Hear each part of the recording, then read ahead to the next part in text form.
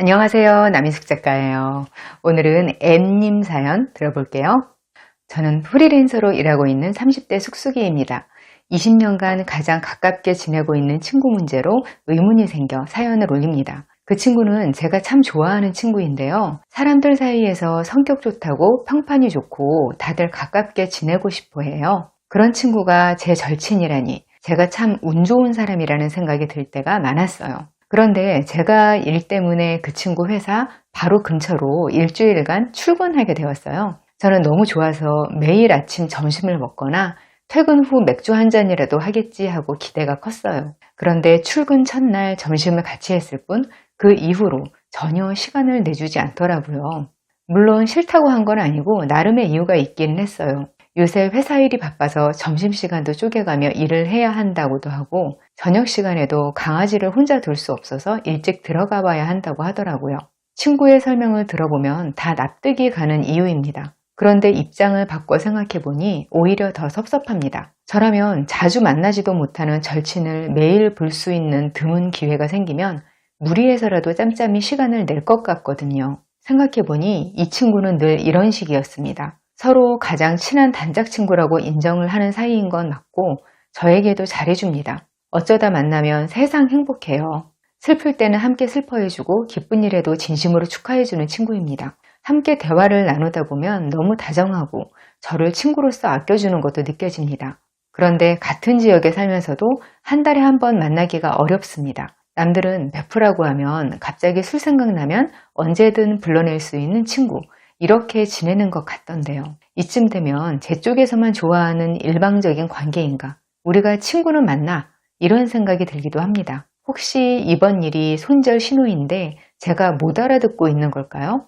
또 그 정도로 제가 싫어졌다면 왜 만날 때는 항상 정서적으로 그토록 충족되는 느낌인 건가요? 사연자님 상심하시는 게 공감이 가요. 자타공인 제일 친한 친구인데 1년에 몇 번 만나지도 못해요. 근데 며칠간 프로젝트 때문에 매일 친구 회사 근처로 가요. 그냥 톡 한 번 해서 커피 한 잔 하자, 맥주 한 잔 하자, 뭐 이렇게 잠깐씩 얼굴 보는 것만 해도 좋을 텐데 점심 한 번 먹고 끝? 이러고 시간을 안 내주면 여러 생각이 들겠죠. 근데 이게 그럴 만한 사람이 그러면 우리 관계는 그냥 이 정도구나 이러고 말 텐데 그게 또 아니라는 말이에요. 이게 제가 짐작가는 부분이 몇 가지 있거든요. 그걸 자세히 말씀드릴 테니까 한번 참고해 보셔서 적용해 보세요. 첫 번째, 먼저 성격 좋은 사람이 왜 성격 좋아 보이는가를 생각해 보세요. 사람들을 보면요, 우리가 인간성이라고 부르는 거, 이런 건 대체로 거기서 거기에요. 누구나 다 어느 만큼은 이기적이고 또 어느 만큼은 인간적인 면이 있고 그래요. 그 비율이 조금씩 다르지만 뭐 크게 차이가 안 나요. 특별히 인격의 클래스가 다른 사람이나 반대로 소시오패스처럼 어떤 범주를 벗어난 사람들 말고는 인격의 수준 자체가 그렇게 다르지 않단 말이에요. 그런데 우리 주변에는 성격 좋아서 사람들이 다 좋아하고 만나고 싶어하고 이런 사람들이 종종 있어요. 이게 단순하게 저 사람은 천성적으로 착해 뭐 이런 것만은 아니거든요. 호구라서 사람들이 이용하기 좋아서 좋아하고 이런 것도 아니에요. 어떤 사람을 만나서 그 사람이 성격 좋다, 그 사람하고 있으면 편안하고 즐겁다 이런 생각이 드는 거면 그건 그 사람이 뭔가를 참고 있다는 뜻인 거예요. 이야기도 들어주고 상대방을 관찰도 하면서 그 사람이 싫어할 만한 말과 행동을 안 하려고 노력해요. 상대방이 하는 말이 지루한 부분이 있지만 좀 참고 지그시 들어줘요. 내가 좀 힘들어도 상대방이 편할 것 같은 쪽으로 맞춰줘요. 상대방이 기분 좋게 밝게 대화하기도 하고 그러죠. 겉으로 보기에는 성격도 화통해 보이는 경우도 있고요. 너무 자연스러워서 애쓰는 것처럼 안 보여요. 근데 사실 마냥 그렇지만은 않죠. 자기 본성을 참고 노력하는 면이 있는 거예요. 근데 사람들은 그게 노력하는 걸로 보는 게 아니라 그 사람이 타고난 매력으로 보는 경우가 대부분이에요. 이게 장점이기도 하고 단점이기도 한 게 사람들은 이 사람을 참 좋아하고 인기가 많아요. 뭘 대놓고 선물하거나 실질적으로 뭘 해주거나 하는 사람보다 인기가 많으니까 사람들이 부러워하죠. 근데 그런 분들 본인은 오히려 그것 때문에 힘들어 하시더라고요. 내가 내 방식으로 배려해 주는 건데 아무도 알아주지 않는다 이런 식이죠. 사람들이 나 좋아하는 거? 그거 뭐 돈 되는 것도 아니고 힘들기만 하다는 거예요. 사람들이 알아주지도 않는데 나는 다른 사람 감정이 다 느껴지고 그걸 배려해줘야 직성이 풀리고 그러다가 에너지가 바닥나서 나가 떨어져요. 적당히 모른 척하고 싶은데 그게 잘 안 돼서 또 자기 비하를 하는 경우도 있어요. 그런 태도가 몸에 배서 자연스러워 보이는 건데 그게 익숙하다고 해서 힘들지 않은 건 또 아니거든요. 배터리처럼 방전이 돼요. 전에 어떤 모임에서 누구하고나 잘 어울리고 성격 좋기로 유명한 사람이 있었어요. 어느 날은 그분 옆자리에 평소 말이 많은 사람이 앉았던 거예요. 여러 사람이 삼삼오오 대화를 하는데 그 말 많은 사람이 자꾸 정치 이야기를 하는 거예요. 아, 정치. 진짜 중요한 거긴 한데요. 현실에서 사람들하고 만날 때는 상대방이 나하고 생각이 같은지 확인하고 하는 게 좋아요. 이게 같은 진영이라고 해도 그 안에서도 견해차가 나는데요. 저는 정치 얘기 많이 하시는 분들이 자기가 만나는 모든 사람들이 자신하고 정치적 견해가 같을 거라고 생각하시는 게 오히려 신기하더라고요. 사람들은 내가 동의할 수 없는 생각을 오래 듣고 있는 걸 원래 힘들어해요. 근데 그 주제가 정치라면 더 힘들죠. 조금 관대한 사람이라면 견해가 다를 수도 있다는 것까지는 인정을 해요. 근데 그걸 반복해서 오래 듣고 싶어 할 사람은 없어요. 요즘처럼 파편화된 미디어로 학습하는 시대에 뭐 말한다고 설득되지도 않아요. 차라리 종교를 개종시키는 게 더 빠를 것 같다. 이렇게 느낄 정도예요. 어차피 안 된다는 걸 알면 1절만 해야죠. 그 말 많은 사람이 모임 내내 정치 얘기를 하는데 어느 순간 그 성격 좋은 사람이 고기 굽다가 집게를 탁 내려놓더니 닥쳐요 좀 그러는 거예요. 진짜 평소 모습으로는 상상도 할 수 없는 말투랑 태도였거든요. 이 사람이 그날 회사에서 야근하고 바로 왔다고 했는데 처음부터 되게 피곤해 보였어요. 원래 안 온다고 했었는데 사람들이 잠깐이라도 들르라고 막 그래서 온 날이었어요. 그때 상대방도 좀 놀라서 얼버무리고 뭐 화제가 바뀌긴 했어요. 지금 생각해보면 그 사람이 그날 평소처럼 참을 수 있는 에너지가 없었던 거예요. 그러면서 집에 가서 후회하고 그랬겠죠. 이런 일을 몇 번 겪으면 어떻게 되냐면요. 이 성격 좋은 사람은 자기가 준비가 안 돼 있을 때는 사람을 안 만나려고 해요. 컨디션도 괜찮고 너무 마음에 여유가 없지도 않고 충분히 누굴 만나고 싶은 마음도 있는 상태. 그럴 때만 누구를 만나고 싶은 거예요. 친한 친구인데 꼭 그래야 하나 이렇게 생각하시겠지만요. 시간이 지날수록 정말 편한 관계라는 게 있나 이런 생각이 들더라고요. 아무리 친한 사이라도 생각 없이 말하고 행동하면 상대방이 상처를 받아요. 가족도 그런데요, 뭐. 성격 좋아 보이는 사람들은 결국 참는 사람들이라서 사람 만나는 데 더 에너지를 많이 쓰거든요. 그래서 쉽게 사람을 만나려고 하지 않는 거예요. 이게 나이 들수록 보이는 게 더 많아져서 점점 더 심해져요. 사연자님 경우도 이걸 적용해 볼 수 있어요. 친구분이 사연자님한테도 굉장히 호의를 잘 표현하고 인기 있는 사람이잖아요. 이런 사람한테는 점심시간에 잠깐 같이 점심 먹고 카페 가기, 저녁 시간에 잠깐 맥주 한잔 하고 들어가기, 이게 일상적인 리듬을 다 깨는 일이 될 수 있는 거예요. 첫날 하루 점심 같이 먹었다고 하셨잖아요. 친구분은 그날 깨달았던 거죠. 나는 이러면 안 되는 사람이구나. 점심시간에 기가 쭉 빨려서 오후에 일도 제대로 못하고 퇴근해서도 회복을 못하고 그랬을 거예요. 제가 뭐 성격 좋은 것까지는 아니고 체력이 딸리다 보니까 이거 비슷한 기분을 느낄 때가 많거든요. 컨디션이 안 좋을 때 약속을 지키기 위해서 나간 모임들이 몇몇 기억이 나는데요. 거기서 저를 처음 본 사람들은 저를 성격 나쁜 사람으로 기억하겠다. 이렇게 생각나는 그 건들이 있어요. 제가 뭘 특별히 잘못했다기보다는 주변 사람들을 편안하게 할 만한 행동을 적극적으로 못했던 거죠. 이게 심지어 외향적인 사람들도 이래요. 외향인들은 용량이 더 큰 거지. 이런 경향이 없는 건 또 아니더라고요. 이런 전후관계 때문에 성격 좋고 저 사람 센스 있다. 저 사람 만나면 재밌다. 이런 사람들은 대부분 의외로 사람을 많이 만나지 않아요. 사람을 장벽 없이 쉽게 만나는 사람들은 상대방을 덜 신경 쓰는 사람들이에요. 이게 배려가 없다. 이런 의미가 아니에요. 그리고 이게 장점이다, 단점이다. 이런 문제도 아니에요. 그냥 감정 레이더 민감도가 다른 거예요. 민감도가 다른데 자기가 감지한 한도 내에서는 다들 배려를 하는 거예요. 근데 이 민감도가 높은 사람은 더 세밀하게 상대방 감정 구조를 잡아내니까 아무래도 기분 상할 만한 일을 잘 피해갈 수 있단 말이에요. 그래서 더 묻어내 보이고 예민해 보이지 않아요. 만약 친구가 내가 아는 맛집에 가자 이래서 갔어요. 거기서 앞접시에 고춧가루 하나가 이렇게 묻어있는 걸 봤어요. 어떤 사람은 식당 종업원 불러서 그릇 바꿔달라고 바로 말을 해요. 그리고 어떤 사람은 조용히 냅킨으로 그거 닦고 아무 일 없던 것처럼 그냥 먹어요. 이건 어떤 게 더 낫다 못하다 뭐 이런 말이 아니라 성향차라는 거예요. 그릇 안 바꿔서 먹는 사람이 그냥 위생 개념 희박한 사람일 수도 있긴 해요.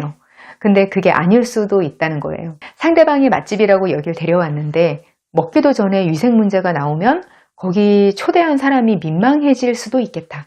어차피 식당 위생 뭐 크게 바랄 것도 없고 분위기 깨지 말고 모른 척 하자. 이런 식으로 생각이 흐르는 거예요. 자동으로. 우리는 실제 생활에서는 그릇 바꿔달라는 사람이 더 예민한 사람이겠구나 이렇게 생각하지만 그렇지만은 않다는 거죠. 제가 예전에 드린 말씀이 인기는 공짜가 아니다. 뭐 이렇게 말씀드린 적이 있거든요. 사람들이 좋아하는 사람은 그만큼 본인이 피곤한 사람인 거예요. 사연자님 친구분도 이런 성향은 아닌가 한번 되짚어 보시면 이해가 되지 않을까 싶어요. 두 번째, 현재 자기의 가장 큰 관심사를 적게 말하겠다고 생각하세요. 이건 혹시나 사연자님 입장에서 돌아볼 게 있나 싶어서 드리는 말씀인데요. 이게 사람들이 자주 빠지는 함정이에요. 사람들이 인생의 특정 시기에 한 가지 주제에 온통 정신이 팔려 있다. 이러면 친구들을 만나서 이 얘기를 최대한 하지 말아야겠다. 이렇게 생각하고 있어야 돼요. 이건 뭐 어떤 분야나 마찬가지예요. 내가 연애를 시작해서 푹 빠져 있어요. 그러면 남친 얘기 되도록 하지 말아야지. 그렇게 생각해야 돼요. 내가 회사에서 상사 하나 때문에 너무 스트레스를 받고 있어. 그러면 이 얘기는 최소한으로만 해야겠다. 이렇게 생각해야 돼요. 내가 육아휴직 중인데 머리에 아기에 대한 생각만 꽉 차 있어. 이러면 아이 얘기는 최대한 덜 해야겠다. 이렇게 생각해야 돼요. 왜냐면 그렇게 해도 많이 말을 하게 돼 있어요. 친구한테 그 정도 말도 못하냐? 이러실 수 있는데요. 당연히 들어줄 수 있죠. 근데 정도가 너무 심하면 그건 피를 나눈 가족들도 못 참아주더라고요. 내가 온통 신경이 가 있는 주제가 마침 저 사람도 어느 정도 관심 있어 하는 주제다. 이러면 그래도 좀 괜찮죠? 근데 이게 쉽지 않아요. 관계가 흘러가는 걸 보니까 이게 잘 안 되는 사람들이 자기 인생 주기에 따라서 사람들을 자꾸 잃기도 하더라고요. 전에 만나서 이런저런 주제로 다양하게 대화했던 사람이 갑자기 나는 아무 관심도 없는 자기 얘기만 너무 하다 헤어져. 이게 반복되면 그 사람을 이제 덜 보고 싶은 거예요. 친구는 기본적으로 같이 시간을 보내고 싶은 사람이라는 게 기본 전제거든요. 저 사람하고 있는 시간이 즐거워. 이런 사람인 거예요. 의무관계가 아니에요. 그런데 함께 있는 시간이 즐겁지 않으면 관계의 의미가 퇴색되는 거죠. 이렇게 되면 인연 끊는 것까지는 아니지만 멀어질 수밖에 없어요. 그 사람 자체는 좋아. 그런데 같이 있는 시간이 스트레스니까 가끔만 보고 싶어. 이렇게 되는 거죠. 의외로 이런 이유 때문에 관계가 멀어지는 경우가 적지 않거든요. 사연자님이 이렇다. 이런 말이 당연히 아니라요. 최근 몇 년간 좀 이렇지는 않았나? 이런 것도 한번 되짚어 보시라는 거예요. 내가 말주머니가 꽉 차서 터질 것 같다. 이런 상태라면 말할 사람을 찾아다닐 게 아니라 다른 방식으로 그걸 해소하는 게 먼저예요. 골치 아픈 문제가 있으면 그걸 해결하려는 직접적인 노력을 하거나 그 문제하고 관련 있는 사람을 찾아서 대화하세요. 덕친이라는 말 들어보셨어요? 덕질 친구라는 말을 줄인 건데요. 만약 내가 어떤 연예인이 요즘 너무 좋아. 너무 좋으니까 그 사람에 대해서 자꾸 얘기를 하고 싶어. 이러면 원래 친했던 내 친구한테 그 얘기를 할 게 아니라 관심사가 같은 친구들을 찾는 거죠. 이거 요즘은 SNS 때문에 쉽잖아요. 덕친들은 실제로 친한 친구하고는 좀 달라요. 내 인생의 어떤 면 중에서 딱 한 부분만 공유하기 위해서 만난 사람들이라서요.